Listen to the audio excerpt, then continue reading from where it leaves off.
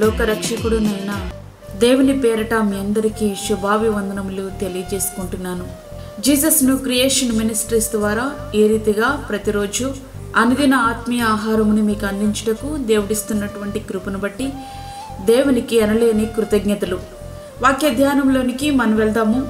ప్రసంగి 5వ అధ్యాయము 1వ వచనం. నీవు దేవుని మందిరమునకు పోవునప్పుడు నీ ప్రవర్తన జాగ్రత్తగా చూచుకొనుము. చాలామంది దేవుని మందిరానికి వచ్చినప్పుడు తమ యొక్క సాక్ష్యములు పంచుకుంటూ ఉంటారు. అయితే ఒక సహోదరి సాక్ష్యం ప్రారంభించి తన బాబుకు తలనొప్పి హాస్పిటల్కి వెళ్ళి మందులు వాడాక తగ్గింది, దేవునికే మహిమ అని చిన్నగా సాక్ష్యం చెప్పి కూర్చుంది. ఈలోపు పాస్టర్ గారు, ఏ అమ్మాయి సాక్ష్యం చెప్పావు కానీ దానిలో పడాల్సింది పడిందా అంటూ కేకలు వేశాడు. ఆమె కాస్త తేరుకొని మరలా ప్రారంభించింది.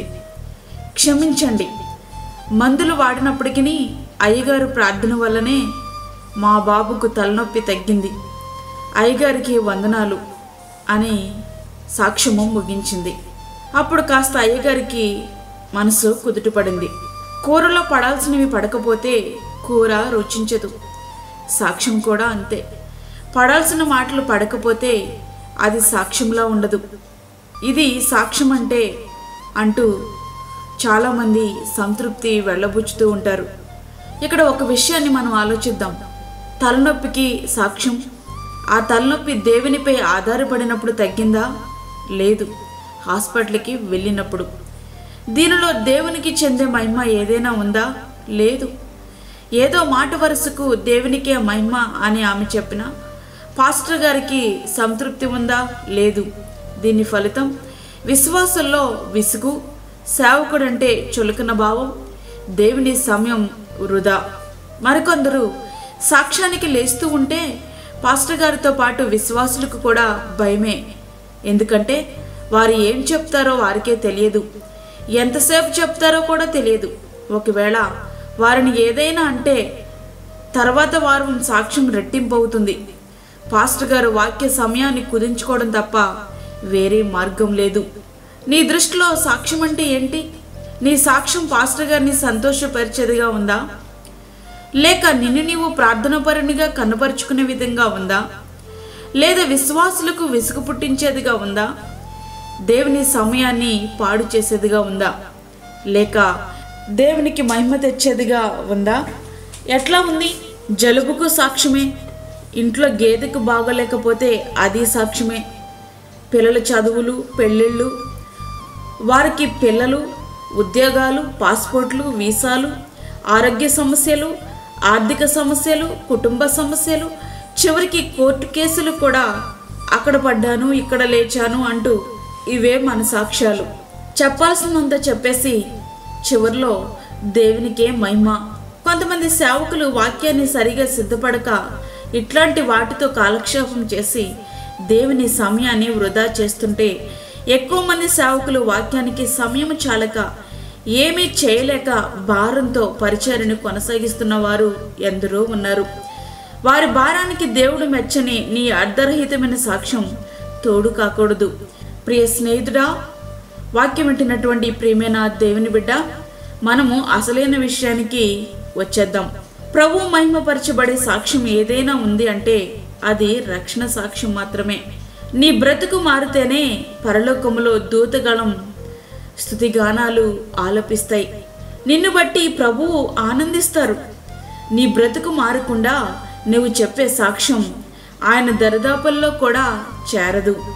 నీ భౌతికమైన విషయాల కోసం దానికి తోడు హాస్పిటల్స్ అన్నీ తిరిగేసి అవసరమైతే తాయెత్తులు కూడా కట్టించేసి నీ ప్రయత్నాలన్నీ నువ్వు చేసేసి దేవునికే మహిమ అంటూ నువ్వు చెప్పే సాక్ష్యమును బట్టి ఆయన సంతోషించడానికి ఆయనను నువ్వు ఎట్లా అర్థం చేసుకున్నావు?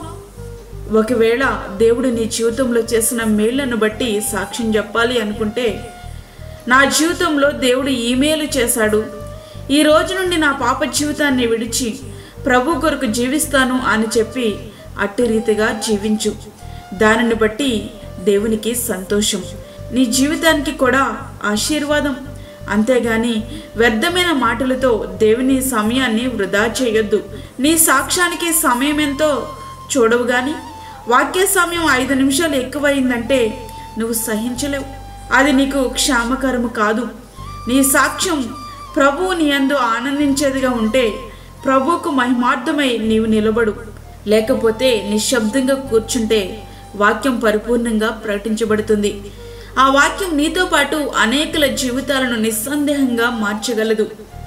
కాబట్టి ప్రియ స్నేహితుడా, ఈ దినాన్ని నిన్ను నీవు పరిశీలన చేసుకొని దేవుని సమయాన్ని వృధా చేయకుండా దేవుణ్ణి గణపరచు. నీవు నీ దేవుని మందిరానికి పోవునప్పుడు నీ ప్రవర్తన ఎలా ఉందో ఒక్కసారి పరిశీలించుకో. దేవుని సమయాన్ని వృధా చేయొద్దు. అట్టి రీతిగా మన జీవితాలు సిద్ధపరచుకుందాం. దేవుడు ఈ మాటలను దీవించునుగాక. ఆమేన్. వాక్యమైనటువంటి ప్రియమైన దేవుని బిడ్డ, ప్రార్థనలో ఏకీభవించు. పరిశుద్ధమైన తండ్రి, ప్రేమగల యేసు ప్రభువా, శ్రేష్టమైన మరి యొక్క దినాన్ని మా జీవితంలో మీరు అనుగ్రహించారు. నీకు వందనాలు. ఈ దినమంతటికి కావలసిన నీ కృపను, నీ సన్నిధిని మాకు తోడుగా ఉంచండి. ప్రతి విధమైన శోధన, కీడు, ప్రమాదం నుంచి మమ్మల్ని తప్పించండి తండ్రి. అదేవిధంగా వాక్యమైనటువంటి రీతిగా మా యొక్క ప్రవర్తన నీ దృష్టికి అంగీకారంగా ఉండటకు సహాయం ఇచ్చేయండి. నిజమైనటువంటి మారు మనసుతో కూడిన సాక్ష్యము ప్రతి ఒక్కరు కూడా కలిగి ఉండేలాగిన సహాయం ఇచ్చేయండి ప్రభా. నీకు స్తోత్రములు చెల్లించుకుంటున్నాను. బలహీనులను బలపరచండి. అనారోగ్యముతో బాధపరచండి బిడ్డలను మీరు ముట్టండి, స్వస్థపరచండి ప్రభా. చంటి బిడ్డలను, వృద్ధులను, గర్భిణీ స్త్రీలను మీరు జ్ఞాపకం చేసుకోనండి. వారికి నీ యొక్క సన్నిధిని తోడుగా ఉంచండి. వారికి కావలసిన ఆరోగ్యము దయచేయండి. గర్భఫలం లేని బిడ్డలకు గర్భఫలము దయచేయండి. అప్పుల బాధలతో ఇబ్బంది పడిచిన నీ బిడ్డలకు కావలసినటువంటి నీ కృపను అనుగ్రహించండి. అదేవిధంగా దూరదేశంలో ఉండి వాక్యం అంటే నీ బిడ్డలకు కావలసినటువంటి నీ కృపను అనుగ్రహించి నీకు ఇష్టమైన వారిగా జీవించటకు వారికి కావలసిన నీ కృపను దయచేయమని, మాకు కాదు యెహోవా, మాకు కాదు, సమస్త మహిమ ప్రభావం మీకే ఆరోపించుకుంటూ యేసు పరిశుద్ధ నామమును అడిగి వేడుకుంటున్నాము తండ్రి. ఆమేన్. ఈ యొక్క వర్తమానంలో మీ బంధువులకు, మీ స్నేహితులకు షేర్ చేయండి. దేవుని పనిలో మీరు కూడా పాలిభాగస్తులు కండి. అదేవిధంగా మీ ప్రార్థన అవసరతలు మాకు తెలియచేయండి. మా ఫోన్ నెంబర్ 9177377559. దేవుడు మిమ్మును, మీ కుటుంబమును దీవించునుగాక. ఆమేన్.